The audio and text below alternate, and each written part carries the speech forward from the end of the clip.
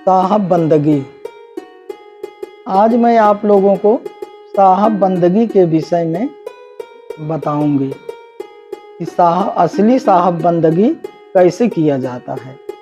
तो मेरे पिताजी लोग बताते थे कि साहब बंदगी जैसे कोई आता है तो वो लोग तो बड़े बहुत खुश होते थे साहब बंदगी करके। भाई जैसे कोई आया तो इतना प्रफुल्लित होते थे।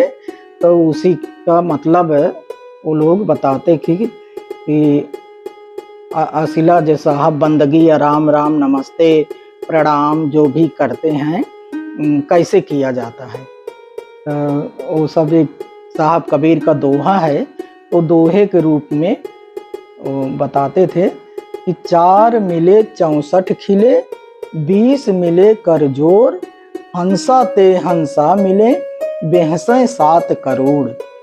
तो इसका मतलब कि 4 मिले 64 खिले। जब कोई आया तो एक दूसरे को देखते थे, वो लोग खुश होकर देखते थे। तो 4 मिले, पहले आंख में आंख मिला के देखते थे, तब 64 खिले, तब हंसते थे दोनों लोग। तो 64 मतलब 32 दांत, 64 दांत खिलते थे। फिर उसके बाद 20 मिले कर जोर, तब दोनों लोग हाथ जोड़ते थे। तब ये 10 उंगली उनकी 10 उंगली उनकी, तब 20 मिले कर जोर, तब हंसा ते हंसा मिले। तब मन से मन जब मिलता था तो दोनों लोग प्रफुल्लित होते थे खुशी के मारे। तब बेहसें 7 करोड़। एक आदमी के बताते थे कि शरीर में 3.5 करोड़ रोम होते हैं। तो दोनों आदमी के मिला के 7 करोड़ रोम हो गए। तो बेहसें 7 करोड़।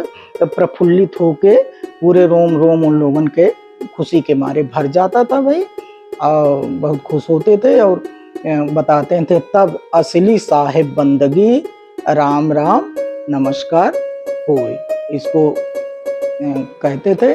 तो ये बचपन में मैं पिताजी लोग के मुंह से सुनी थी। तो आज मैं वीडियो बना रही हूँ, आप लोग से शेयर कर रही हूँ कि आप लोग भी यही लागू करिएगा। इससे संस्कार बनता है बच्चों का। जैसे कोई आवे तो प्रेम से ही मिलना है। प्रेम से जब एक दूसरे को देखेंगे नहीं तो नमस्ते कैसे करेंगे भाई। वो नमस्ते कर रहा था, आप उधर देख रहे हो तो अच्छा नहीं लगेगा ना, उसका अपमान जैसे लगेगा। तो इसलिए वो दोहे के रूप में साहब कबीर के दोहे के रूप में बताया गया है कि मतलब कोई आवे तो उसको आंख में आंख मिला के और हंस के खुश हो के प्रफुल्लित हो के उसे नमस्ते करना है। तब वो भी खुश होगा ना, जो आएंगे वो भी खुश होंगे और आप भी खुश होंगे, आपके घर का वातावरण सब खुश होगा भाई।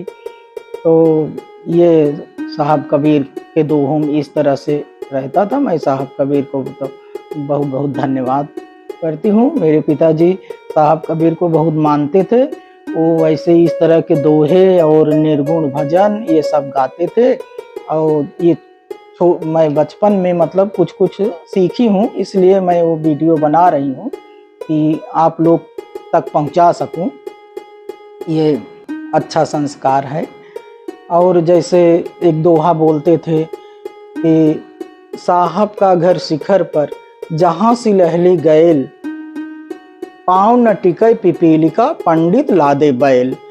तो जैसे आजकल अब श्राद्ध चल रहा है तो अब बहुत लोग पंडित लोग बोलते हैं ये दान करो, वो दान करो, वो दान करो, और हम लोग मतलब पहुँचाएंगे। जितना दान करेंगे उस आत्मा को पहुँचेगी। वो आत्मा तो सूक्ष्म है, वो आत्मा तो कहीं अलग दूर जर्नी के लिए निकल गई। वो आत्मा के पास कुछ नहीं पहुँचता। ये ढकोसला है इन लोगों का।